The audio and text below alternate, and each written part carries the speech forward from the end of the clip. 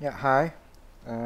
Tahun 2022, tahun depan ya, itu sudah dicanangkan ada kurikulum baru untuk sekolah-sekolah umum di Indonesia ini di tahun 2022. Kurikulum baru itu sudah diuji coba, sudah diuji cobakan di 2.500 sekolah, di 2.500 sekolah di seluruh Indonesia, 2.500 jumlahnya, dan disebut sebagai sekolah penggerak. Jadi ini sekaligus mengeliminasi sinyalemen bahwa ganti kurikulumnya nggak pernah dicoba. Nggak, salah. Kurikulumnya sudah dicobakan di 2.500 sekolah. Di dalam kurikulum baru itu untuk pelajaran seni musik, bukunya kami bertiga, yaitu Pak Andi Marino Jobs, bosnya Rock School Indonesia, Rock School. Kemudian Bu Celia Megawati Heru, dan saya sendiri. Kami terlibat dalam pembuatan untuk SD SMP, malah Bu Celia untuk SMK juga, ya, untuk SMK. Bukunya itu, buku seni musiknya itu sudah dicobakan di 2.500 sekolah di seluruh Indonesia. Sebetulnya kurikulum baru ini sifatnya adalah tentatif ya, artinya menurut keterangannya pelaksana dari Departemen Pendidikan itu. Artinya sekolah-sekolah boleh memilih untuk pakai kurikulum baru, tapi juga bisa tetap pakai kurikulum yang lama. Meskipun demikian, pemerintah sudah dengan sangat cermat, sudah dengan sangat bagus mempersiapkan segalanya. Nah, barangkali ada banyak sekolah yang berminat untuk juga menjadi sekolah penggerak di samping 2.500 yang sudah uji coba kurikulum baru itu. Maka dibuatlah program yang namanya guru penggerak. Guru penggerak ini dipersiapkan kalau nanti sekolahnya misalnya memilih mau pakai kurikulum baru. Nah, di dalam program guru penggerak itu ada yang dinamakan dengan segitiga restitusi positif. Segitiga restitusi positif. Segitiga restitusi positif. Apa itu restitusi positif? Saya tidak bicara teknis, tapi intinya begini, restitusi itu sebetulnya ada dalam istilah perpajakan, istilah hukum, dan lain sebagainya. Restitusi itu adalah sebetulnya pampasan ya, pampasan, penggantian.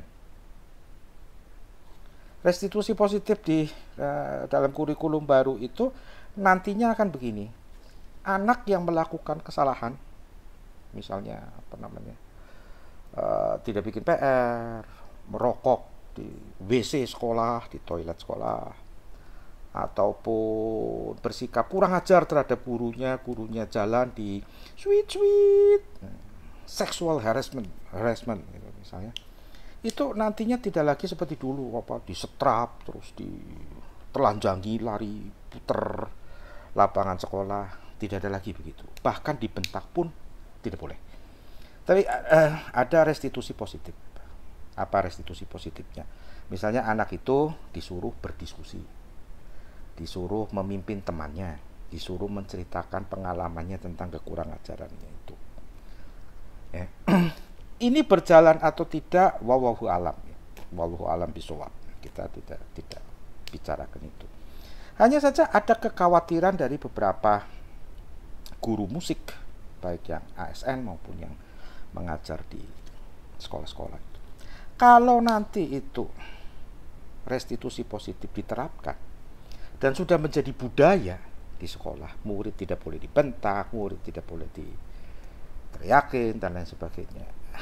Ini akan ngefek ke pengajaran musik sebetulnya. Perlu Anda tahu, musik itu adalah sebuah seni yang menuntut disiplin tinggi. Bahkan konduktor kelas dunia seperti Leonard Bernstein, Gustavo Dudamel, Daniel Barenboim pun dia berteriak memberikan instruksi, dia berteriak, dia membentak, bukan dengan kata-kata kasar dan bukan dengan kekerasan loh ya, bukan. Tapi melakukan disiplin. Beberapa guru ini takutnya begini, kalau nanti restitusi positif itu sudah berbudaya di sekolah, nanti pas anaknya kursus musik ataupun pas pelajaran musik, gurunya membentak itu misalnya begini, ini kamu salah, kalau dia sudah sampai di sini kamu ikut dong, kamu masuk. Jangan-jangan nanti anaknya bilang begini, emangnya lu siapa? Guru gitar aja belagu di sekolah gue, bahkan kepala sekolah aja nggak berani bentak gue tipuk senar nangis lu gitu. Karena musik itu membutuhkan disiplin, musik itu membutuhkan bentakan, musik itu membutuhkan inspiration by pressure yang positif ya. Bahkan juga bisa dilakukan latihan-latihan Spartan. Latihan Spartan itu begini, misalnya ini frasenya, ini anaknya nggak bisa-bisa ya, frase secuil itu 2 bar itu diulang sampai 2300 kali misalnya. Itu semua membutuhkan ketegasan, dan ketegasan itu identik dengan keras meskipun bukan kekerasan. Kalau di sekolah formal kulturnya sudah begitu, bagaimana nanti penerapannya di pendidikan musik? Ini satu problem. Kelanjutannya bagaimana kita belum tahu, tapi saya ingin memberikan pesan melalui Fit Talk ini bahwa masa sekarang ini aneh dan lucu. Di pandemi semuanya serba terbatas, termasuk musik juga dibatasi, tapi tuntutannya begitu berat, tuntutannya makin meningkat. Ya zamannya memang begitu. Sekali lagi, jadi Anda akan menghadapi antara disiplin musik yang keras tapi bukan kekerasan, disiplin musik yang keras tapi bukan kekerasan, melawan kultur yang menempatkan murid sebagai poros, sebagai subjek, dan tidak boleh dilakukan kekerasan apapun sejauh dia tidak kriminal ya. Kalau dia kriminal ya urusannya polisi. Ini tantangan untuk guru musik yang di kursusan itu, pemilik kursusan, guru musik atau guru seni budaya, namanya guru seni budaya yang ASN. Ini tantangan kita.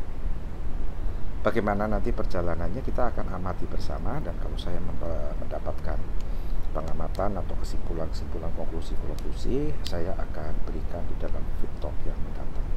Terima kasih atas perhatian Anda. Bye-bye.